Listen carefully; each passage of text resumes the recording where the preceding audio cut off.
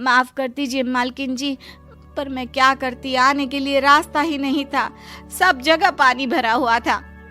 बहाने तो तुझे बहुत बनाने आते हैं। जानकी देख, अगर अगली बार ऐसा किया ना तो फिर काम से हमेशा के लिए छुट्टी। अरे ना ना मालकिन, ऐसा मत कीजिए। बारिश की वजह से मेरे पति की मजदूरी भी छूट गई है। बड़ी मुश्किल से घर में 2 वक्त खाने की रोटी का जुगाड़ हो पाता है। आप मुझे काम से निकाल देंगे तो हम क्या खाएंगे?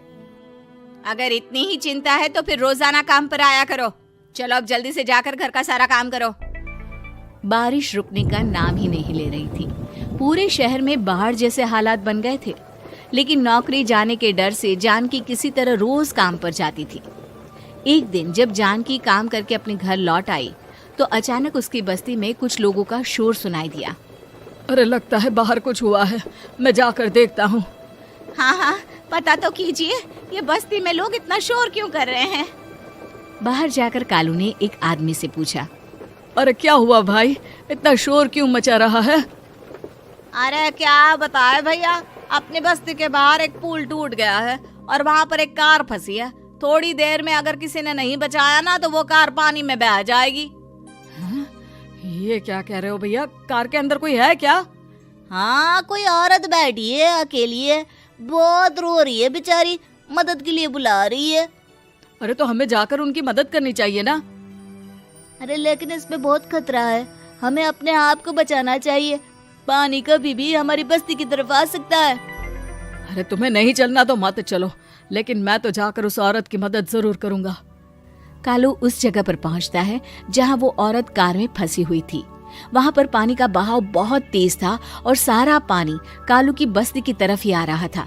कालू ने एक बड़ी सी रस्सी को पेड़ से बांध दिया और दूसरे सिरे को कार की तरफ फेंक दिया और उस औरत को रस्सी के सहारे बाहर आने के लिए कहा। तभी वहां जानकी भी दौड़ती हुई आई। अरे ये तो मेरी मालकिन है, जिनके यहाँ मैं काम करने जाती हूँ।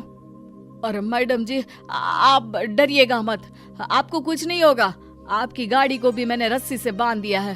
थोड़ी देर में पानी का बहाव कम हो जाएगा, फिर हम आपकी कार को भी बाहर निकाल लेंगे। क्या तुम जानकी के पति हो? हाँ हाँ, जानकी मेरी ही पत्नी है, आपके यहाँ काम करती है ना। लेकिन मेम साहब, आप यहाँ पानी में कैसे फंस गई? अब क्या बताऊं, मैं अपनी सहेलियों के साथ पिकनिक पर गई थी, वहीं से लौट रही थी। अचानक पानी का बहाव तेज हो गया और मेरी गाड़ी फंस गई। अरे कोई बात नहीं मालकिन, अब ना आप बिल्कुल सुरक्षित हैं। मैं तो बहुत बुरी तरह डर गई थी, कब से मदद के लिए चिल्ला रही थी, लेकिन कोई मेरी मदद के लिए नहीं आया। भला हो तुम्हारा पति का जिसने मेरी जान बचा ली। लेकिन जानकी, मैंने तुम्हारे साथ बहुत गलत व्यवहार किया। इतने खराब मौसम और बाढ़ में भी तुम्हें काम पर आने के लिए कहा, नौकरी से निकालने की धमकी भी दी, और तुमने मेरी जान बचाई। मुझे माफ कर दो। अरे कोई बात नहीं मालकिन, आपकी जान बचाना तो हमारा धर्म था। देखो जानकी, तुम्हारी झोपड़ी में जो भी नुकसान हुआ है उसके लिए मैं तुम्हें पैसे दूंगी। आज तुम्हारे पति ने मेरी जान बचाई है और आज के बाद मैं तुम्हें कभी भी नौकरी से निकालने की धमकी नहीं दूंगी। आज मैं तुम्हारी परेशानी को अच्छी तरह समझ चुकी हूँ। हम जैसे पैसे वाले लोगों के लिए अपने घर में बैठकर बारिश का मजा लेना बहुत आसान है, लेकिन तुम गरीब लोगों के लिए बाढ़ और बारिश काफी परेशानी खड़ी कर देते हैं। ये बात मुझे आज अच्छी तरह समझ आ गई है। आपका बहुत बहुत धन्यवाद मालकिन।